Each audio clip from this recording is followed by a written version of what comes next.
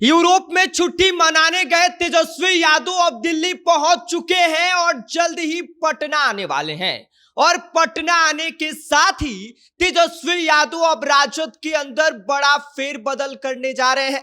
राजद का जो पुराना तौर तरीका है उसको अब बदल कर नए तौर तरीके से चलाने की शुरुआत करेंगे।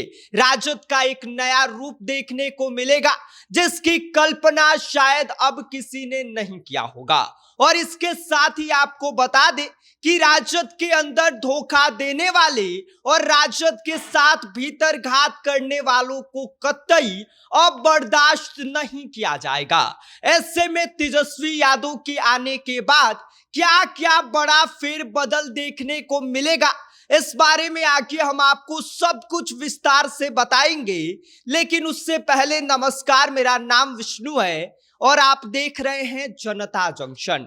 करीब एक महीने तक बिहार की सियासत से दूर रहने के बाद तेजस्वी यादव अब वापसी कर चुके हैं और जल्द ही दिल्ली से सीधा पटना आने वाले हैं। और इस वापसी के साथ ही कई बड़े फैसले लेने वाले हैं। आपको बता दें कि तेजस्वी यादव पटना पहुंचते ही संगठन के पुराने तौर तरीके को पूरी तरह से बदलने वाले हैं। अब तक जिस अंदाज में पार्टी चल रही थी वो अब पूरी तरह से बदलने वाली है। संगठन की भाषा बदलेगी, संगठन की स्थिति बदलेगी और काम करने का तरीका भी बदलेगा। और सबसे बड़ी बात यह कि अब पार्टी को ढीले रवैये वाले और अंदर खाने के खेल को बिल्कुल भी बर्दाश्त नहीं करने वाली है, क्योंकि अब राजद सिर्फ भावनाओं से नहीं बल्कि अनुशासन और परफॉर्मेंस के हिसाब से चलेगा।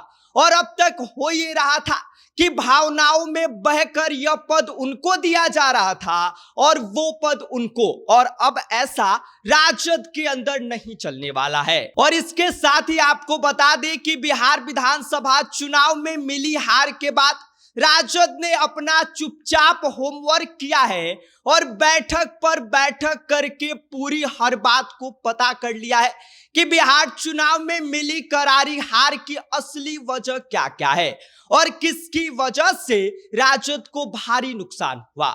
ऐसे में पार्टी ने करीब 350 ऐसे नेता हैं जिनकी पहचान कर ली है, जिन पर चुनाव के दौरान भीतर घात करने का आरोप लगा है। और कहा यह जा रहा है कि इन नेताओं की वजह से पार्टी को कई सीटों पर भारी नुकसान हुआ।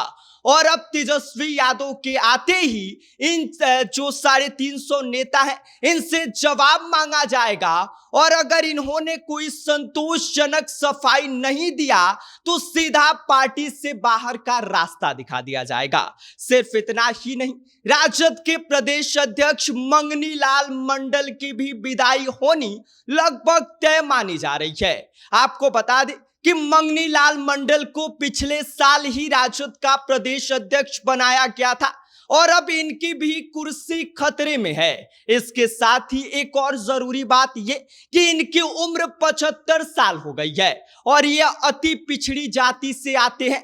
लेकिन अब पार्टी की जो जरूरत है वह युवा और एक्टिव लीडरशिप की है। ऐसे में ये कहा जा रहा है कि मंगनी लाल मंडल को उनकी उम्र और अब जो नेतृत्व की राजद को जरूरत है उसके अकॉर्डिंग इनको हटाकर नए प्रदेश अध्यक्ष को बिठाया जा सकता है, क्योंकि तेजस्वी यादव चाहते हैं कि संगठन की कमान ऐसे हाथों में हो जो 24 घंटे और 7 दिन मैदान में दिखे।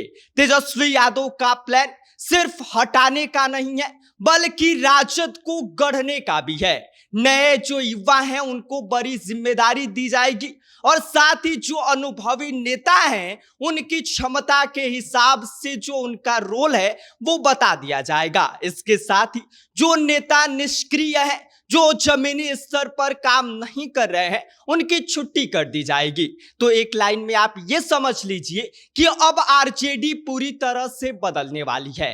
अब ये आरजेडी वो पुरानी वाली आरजेडी नहीं रहेगी जिसमें भावनाओं में बहकर किसी को कोई भी पद दे दिया जा रहा था। अब पूरी तरह से अनुशासन और पारदर्शिता के साथ तेजस्वी यादव बड़ा निर्णय लेने जा रहे हैं जिसमें ना तो कॉम्प्रोमाइज होगा, ना ही कोई मर्सी बरसी जाएगी, बल्कि नया दौर आरजेडी का इसके बाद से शुरू होने वाला है। और इसको लेकर आप क्या सोचते हैं, आपकी क्या प्रतिक्रिया है, इस पर अपनी राय हमें कमेंट कर सकते हैं। आप देख रहे हैं जनता जंक्शन, मेरा नाम विष्णु है।